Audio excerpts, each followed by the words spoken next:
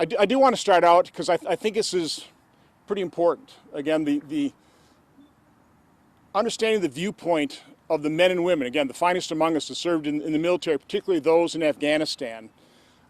We have certainly heard, and of course, Tony Kurtz served in Afghanistan as well as Iraq. But we have heard, all of us, from those people who this issue is very near and dear to their heart. They served with people from Afghanistan who put their lives at risk to help save American lives. And so they are very vested in having an organized process for those individuals whose lives are at grave risk now within the chaos of Afghanistan, of helping get those individuals here safely in America and fully integrated successfully in our society. I was on the phone earlier with Jason Church and Derek Van Orden, talking about the military. Again, this is a military base. Military planning always starts at the end point. You know, what is the goal of your mission? What's the goal of your plan? And I think the overall goal is something we all shared.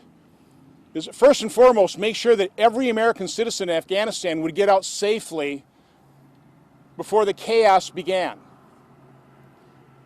Certainly the goal would have been to get those special immigrant visa holders and others that worked for Americans whose lives are in grave danger now, to get them out ahead of time, fully vetted, but safely, and then integrate successfully into American society. That is the goal. It still is the goal. It could have been accomplished, but unfortunately it wasn't. So what is happening right now is a travesty. It's a disaster. It's a large enough disaster that there are people working this problem that obviously value their careers, but they are starting to reach out to members of Congress, to their state representatives, and they're talking about the chaos that they are witnessing. The fact that we don't know who a lot of the people are that are being transported out of Afghanistan right now. There are people being transported that don't have any ID whatsoever. Again, I don't know the full extent because I think there is so much chaos. But it was a point that we were making with General Guthrie and the State Department and Department of Homeland Security personnel here, is that puts an even greater burden on their shoulders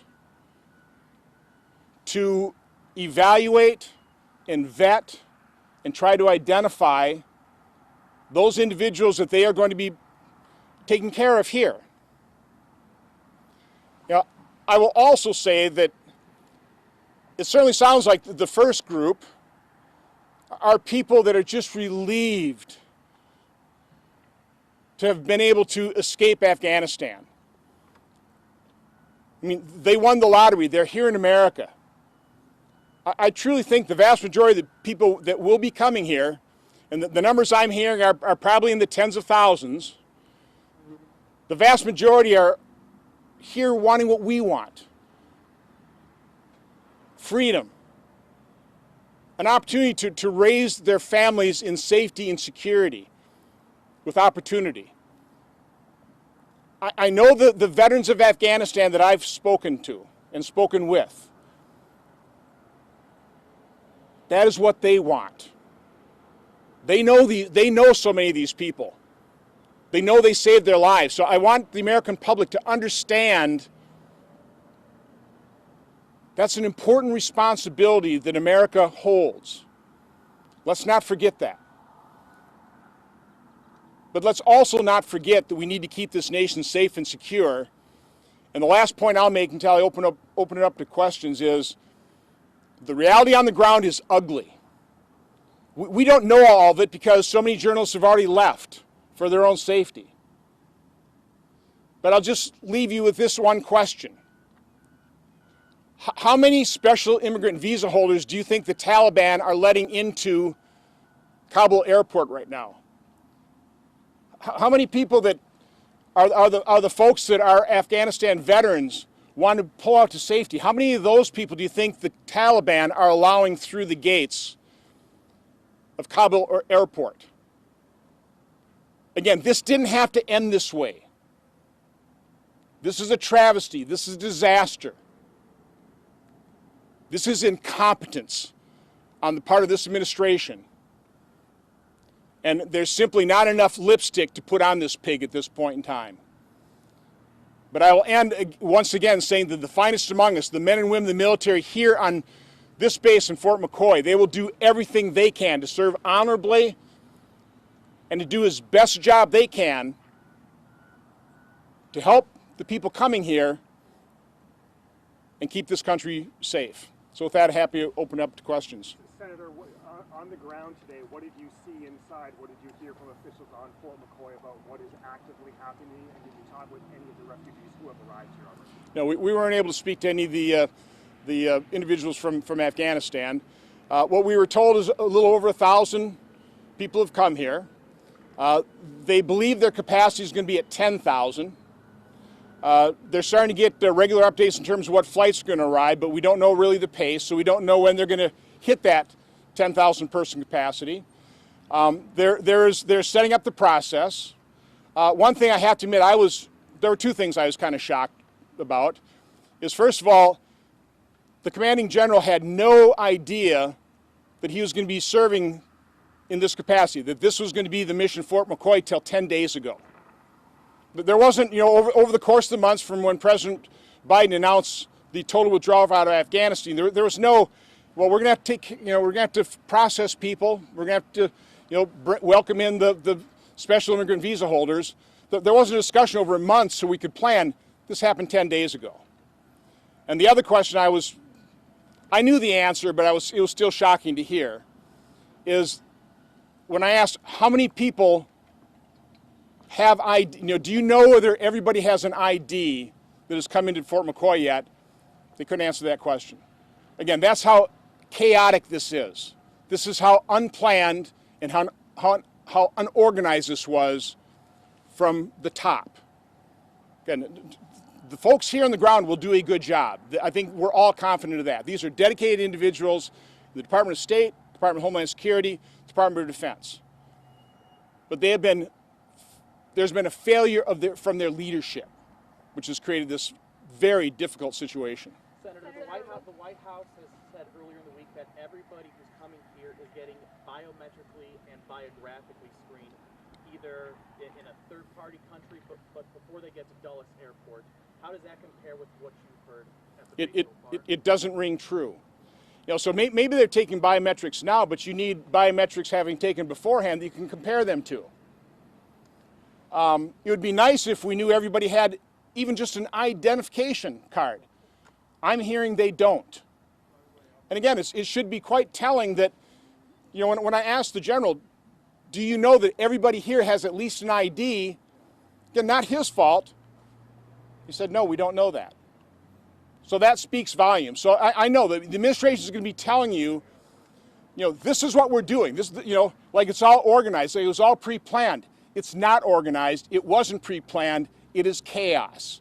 And so again, that's what I was trying to convey to the folks here on the ground is understand how disorganized, understand the potential danger. Again, who do you think this Taliban is letting into and through the gates of the Kabul airport? Just ask yourself that question. And that's what I'm asking the folks here on the ground to ask themselves that question too, and be on guard for that possibility. Senator Ron Johnson, you spoke about potential danger. What is your main concern as Fort McCoy continues to take on Afghanistan refugees? Well, again, I think I have two concerns. I share the heartfelt desire of our Afghanistan veterans who worked with so many people in Afghanistan as allies, whose lives have been saved by some of these people. They want them out of danger. They don't want them slaughtered by the Taliban. You've probably read them. I've heard of some horrific accounts of retribution already carried out by the Taliban. So I share that heartfelt desire to bring people out that were our allies that are in grave danger. and bring them here safely. But at the same time, because this wasn't pre-planned, that this wasn't organized, that we have such chaos now, we have to understand there is a danger to this country.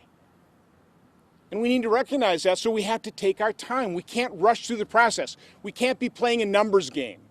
I'm concerned this administration is just going to, plus up the numbers, say, oh, look at how successful it is. We got X number of thousands of people out of here. This is a success. This isn't a success till we know we have people here and they're successfully integrated into society. But unfortunately, this administration's lack of planning, their incompetence, has not set us up for easy success here. Who's telling you it's chaotic? We are getting this from multiple sources. And I'm not gonna name individuals because they value their jobs. But this isn't just one person or two people. This is multiple sources that are alarmed by what they're seeing, and they're part of the process. Okay, that's all the farther I'm going. But trust me, I trust them. I believe what they're telling me. It rings true and it sounds true. Do you worry that the chaos that you spoke of will... Just one at a time, sir. Yeah, do you worry that the chaos that you speak of in Afghanistan will enter into this community, or the impacts will be enduring for the next weeks or months or years? Nobody can really say, my message to the people here is it only takes one failure to destroy this mission. And again, the mission is to bring American citizens back, bring back those people that we want to bring out of danger, that deserve to be brought out of danger, and successfully integrate them into society. If we let some people slip through that create acts of terror, that's going to poison the entire operation, and that would be a travesty. Obviously, I'm concerned long term in terms of what's going to happen now in Afghanistan. We went there to eliminate a base of operations for Al Qaeda. Now we have Al Qaeda and ISIS. They'll be roaming fleet free. They're going to be able to plan. Again, I think that also is a mistake. I have no idea why we didn't leave a special operations contingent at whether Bagram Air Force Base or somebody else to support the Afghanistan security forces. The reason that it collapsed so quickly is we never trained the Afghan security forces to be independent of the U.S. completely. And so when the U.S. announced the fact it was bugging out, and then once they did, it collapsed very quickly. People had to make a decision. Again, this doesn't take a rocket scientist to think the implications of doing this without proper planning, without proper organization. But that speaks to the incompetence of the Biden administration in terms of how they pulled out. We had another question over here. Senator, you talked about the 1,000 refugees that are here from the base staff that you talked to. Since they're not sharing any photos from inside, are you hearing? Are there more families here? Who are the first 1,000? Well, again, we drove through the base, so we saw it's a broad spectrum. There are individual males, there are women with children, there are family units. I think in general the viewpoint is these are people that are just so relieved. They won the lottery. They're here in America. I mean, who wouldn't value that? Okay? So again, I truly think the vast majority of people that we will airlift will be incredibly appreciative of coming to America. So we should try and make that successful.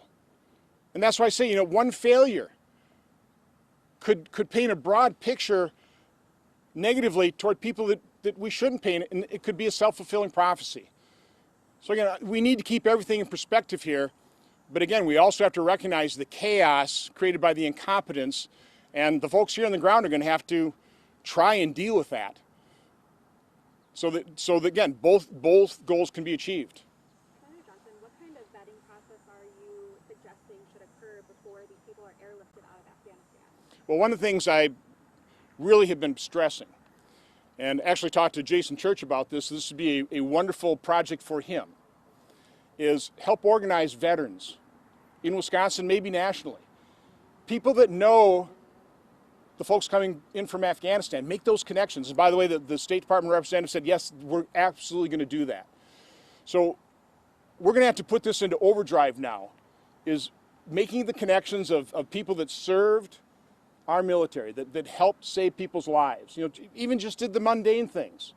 But as a result of helping us, we're at grave risk of staying in Afghanistan. Help them make those connections with people they served in, and that'd probably be the best way to vet people that might not have identification. It's a huge task.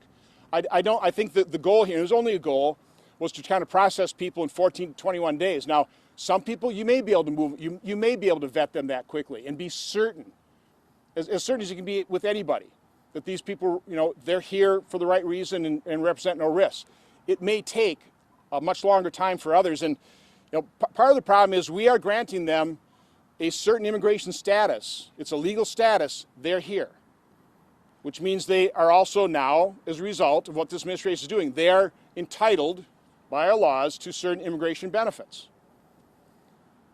What about So again, so what happens? Again, the question: what happens if somebody comes in this country, for example, on a terror watch list? What do we do with that individual? They've been granted a legal status here.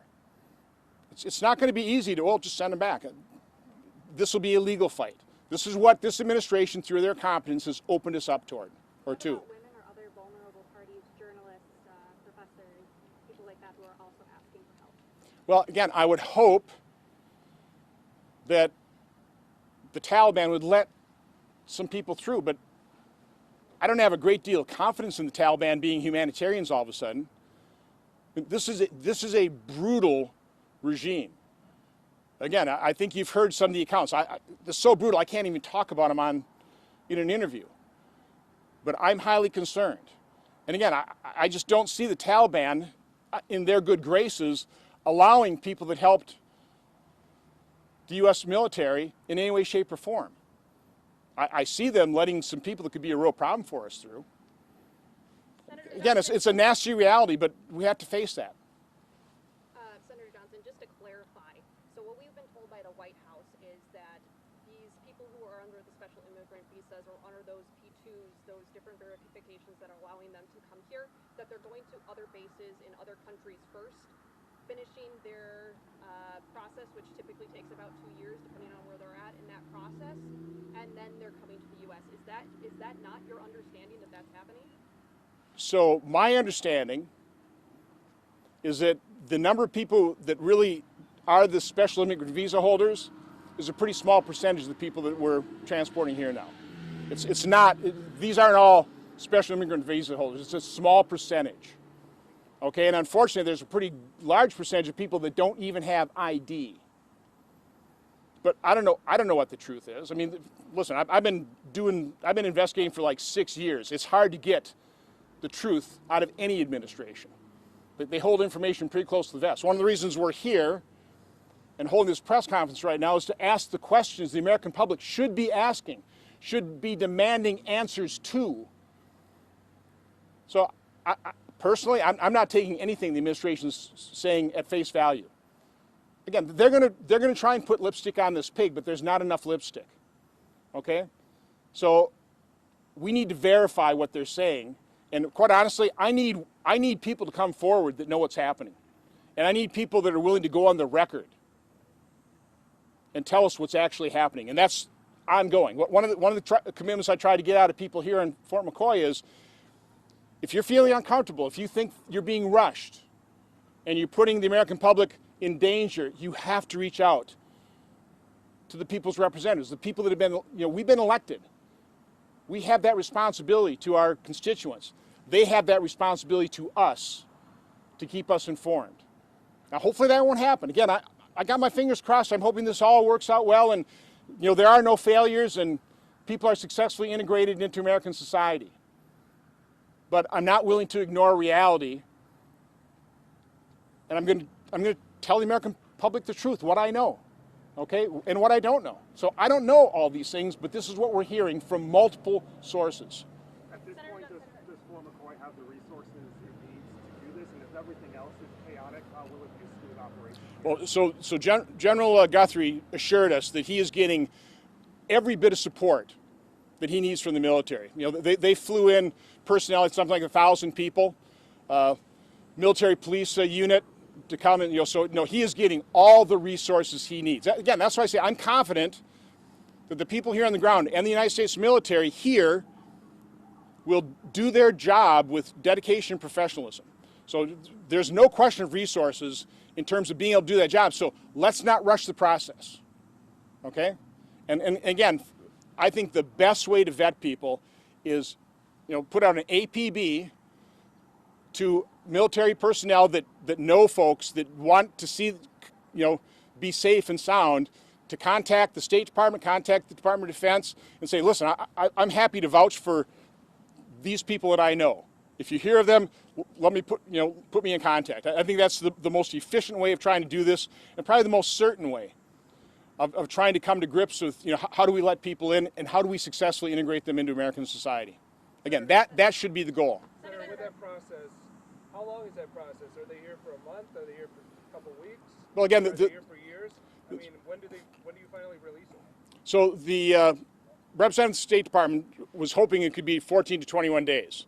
And in some cases, that may be possible. I don't believe that we should set a set period of time. If there's a question, if there's a doubt, I think we're going to have to hold those people. And again, if this is the administration is going to want to try and get you to believe. You know, listen very carefully to what they say. But they're going to want you to believe that these are all special immigration visa holders. We've all tested them biometrically. You know, we might test them biometrically. We've got nothing to compare it to, okay?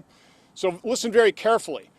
But to the extent that we don't have even ID on people, or we don't have a biometric database to match them to, we're going to have to be very careful, and we shouldn't rush the process. It's not worth taking the risk. So I wouldn't put a time. You know, so for some people, it may be obvious. They may already have the special immigrant visas, and that can happen pretty quickly. But for others, it might be quite some time. And again, if anybody slips through that, we end up finding out through the biometrics that they might be on a terror watch list or something. That's going to be a real problem for us because we've already granted them legal rights here in this country. Senator, what do you foresee your involvement in this looking like moving forward? Do you plan to come back and speak with refugees here? What does that look like? Well, I did because I know the State Department representative is going to rotate out, and I asked her to please make sure that her replacement at least has a phone call with me. But no, whether I've got to come back here or just stay in constant communication with people, that's what we've basically set up here.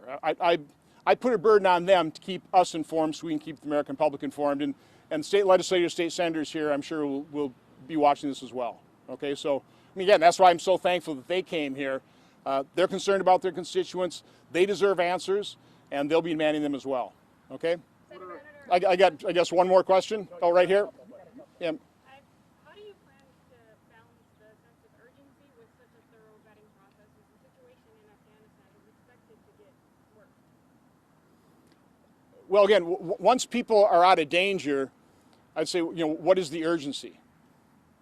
So I would rather err on the side of caution in terms of keeping this nation safe. And again, recognizing hopefully a lot of these people are known to military members that can vouch for them and then help them integrate into their communities.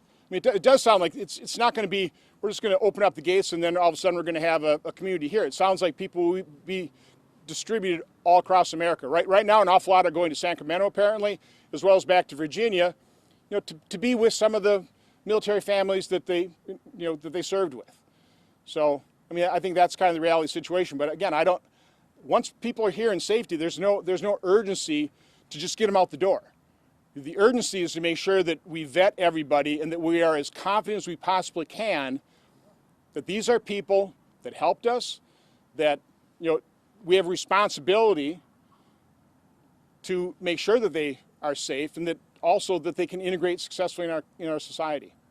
But we also have a responsibility for the safety and security of the American public, which is why we're going to have to take the time if we're going to fulfill that responsibility. Senator, what is the concerns that you have? But now what's done is done. It's already happened. What do you see is the best way moving on from here with how things are going to be handled? What would you like to see? Well, again, I think the best solution here in terms of identifying, vetting, and integrating is literally utilize the military, and you know, there are other people operating from the U.S. government in Afghanistan as well, you know, other government agencies. So setting up pretty much, I don't know, call it a hotline or whatever, so that those individuals who served with these people in Afghanistan are known, they're concerned about people, and we can start identifying and make those connections. To me, that's the most certain way. Because, again, it just doesn't sound like there's a whole lot of people that were pre-vetted. This, again, because of the incompetence, the lack of planning, the chaos, again, this didn't have to happen. But here's where we're at, here's the reality situation, so to me, that's the best way out of this. Okay? Senator, do we know how much this housing and relocating will cost Wisconsin by any chance? Well, it shouldn't cost Wisconsin anything. This is a U.S. government, so I'll certainly be making sure that the U.S. government pays for this one.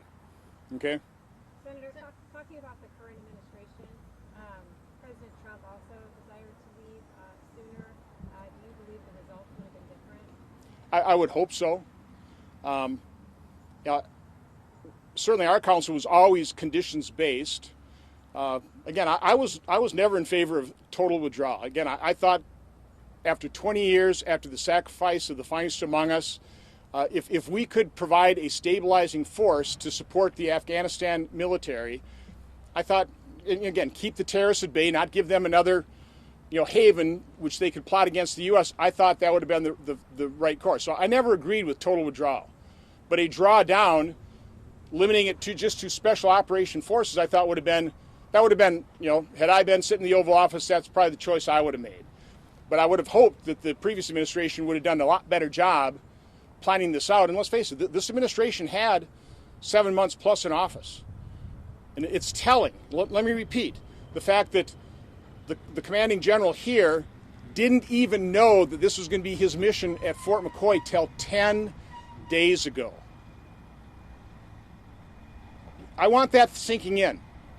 This is how incompetent, the lack of planning 10 days ago, Fort McCoy got its mission.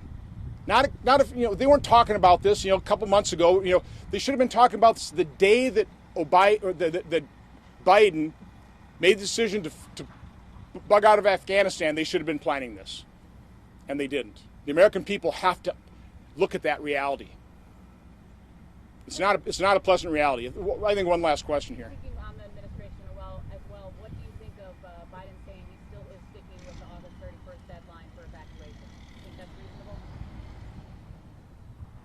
I think it just proves, sadly, tragically, who's really in charge of Afghanistan right now. And really how, and I don't say this with any joy at all, how impotent America is under this administration. It's a very, very sad reality. Thank you. Any of the state lawmakers want to weigh in on questions you had when you came in, and if those were answered, and just your general thoughts on what you saw and heard today?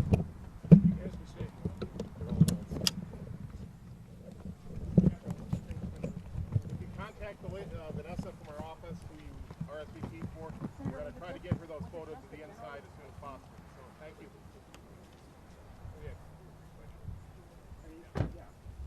I'm Senator Markline. My district is just never to stand, you know, and there's a last week when they did the free fair, and a number of them made one by very fair last week, and sharing security.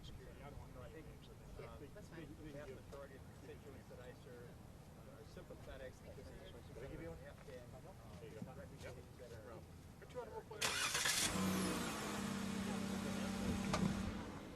refugees that are saved up a lot of lives over the last 20 years in Afghanistan. We need to make sure they're protected. But as Senator Johnson alluded to, I think the concern is, you know, if one, we have to be perfect when it comes to the vetting process. If we're not perfect, we run the risk of another terrorist attack here in this country. And I think that's the concern that I've heard from my constituents, and that, you know, the concern that Senator Johnson raised in our briefing here today, and that we raised as well. So. Senator, what Thank will you. you tell your constituents after your visit today? Do you feel comfortable seeing the security measures in place and seeing it firsthand versus hearing about it? I think that we all conveyed, Senator Johnson especially conveyed the concerns that he has on behalf of the American people, and the concerns that that I've heard from my constituents. So it's clear on the ground here that they heard our concerns, and I feel much better. I'm glad I was here today. I'm glad I had the opportunity to talk firsthand with the people here on the ground, and they're professionals. They're very competent. They understand it. They understand the concerns that we have. So at a minimum, I'm glad that we conveyed our concerns to them. So I'm glad we had this opportunity. I feel much better, at least sharing the concerns on behalf of my constituents that we hear on the ground. So thank you. Can you describe what you saw during your time inside the fort? So I'm State Senator Patricktess, and I represent the 24th Senate District, which we are in currently. And to sum up what Senator Markline and Senator Johnson have said, this continues to be a very fluid situation. General Guthrie, as Senator Johnson mentioned, was notified 10 days ago. I mean, what we saw in the fort today, I mean, we saw a number of refugees of a very diverse background, women, children, some families, single adults, and there's going to be more that come in. And I am confident that General Guthrie and his team will continue to execute this mission that has been put on their plate. It's going to be a very difficult situation, but I believe we have a moral obligation as a nation to not only get our people out of Afghanistan, but to also ensure that we get all those who have helped our efforts over the course of the last 20 years to get them to safety. It's a very chaotic situation, and they shouldn't have to come to a chaotic situation when they get here to America. So there are still a lot of questions that need to be answered. There are still questions, as Senator Johnson raised, as far as the vetting process. But I do think we have to take our time and our due diligence to ensure that we have the right people here who are fleeing a very, very chaotic and tenuous situation overseas. Since you've been inside, sir, and I've served here, lived here, are they staying in open bay barracks? Have there been dining facilities prepared? Are there medical facilities for these people? I mean, what has actually been provided? Yeah, so they are staying inside barracks. I believe as of right now, we are told that they are receiving 2 warm meals a day. The goal is to up that to 3 here in the near future. And so they are being taken care of very well. Medical screenings as they come in, they are being tested for COVID and taking proper protocols. They will have the option, if they so choose, to receive a COVID vaccine. So I have the utmost confidence that the medical team here is doing everything that they can to ensure that these people's health are being taken at the highest regard. Have you been given any insight when they are resettled, how many will actually remain in the state of Wisconsin out of all that come here to the base? Yeah, based on the conversations that we were given, it sounds as though many are going to be relocated to other parts of the country through a network of charitable organizations. There will likely maybe some that stay here in Wisconsin, but from what we've been told at this time, it's probably going to be a very small number. But again, we hope to be updated by General Guthrie and his team as this situation continues to evolve in the weeks and months to come. Is that like dozens, hundreds?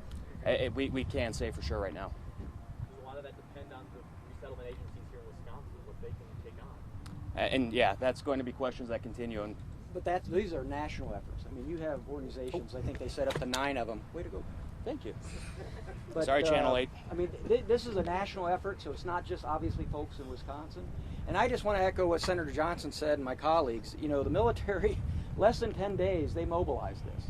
You know, you had a MP battalion out of Fort Hood that's here right now. You have all the National Guard members over at Volk Field that's taken all the flights. So, you know, this is a tremendous example of how well our military does when they're called upon. And I just don't want to forget that. And from what they've done inside, they got a whole medical team. They're doing a fantastic job there. And to Senator Johnson's point, we need to take time once they get out of harm's way to make sure that we just take our time, make sure we're getting the right people and doing the proper vetting. So, how many reservists or Guard members have been called up to facilitate this effort? General Guthrie said right now about 1,000 personnel.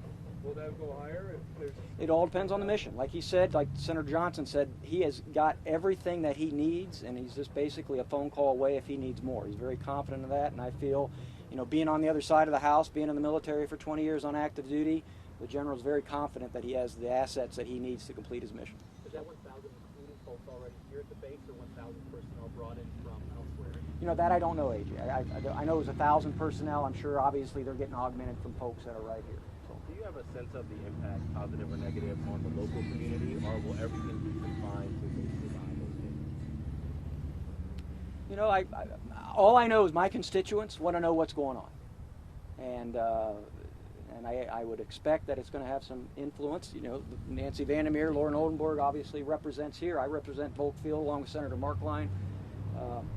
You know, obviously the citizens outside the gates here, they have a concern, and as like they've always done, they're going to support the military. They're going to support the mission. We have a very pro-military area, and I don't expect anything less of them. I think they'll be very, very welcoming. I hope so.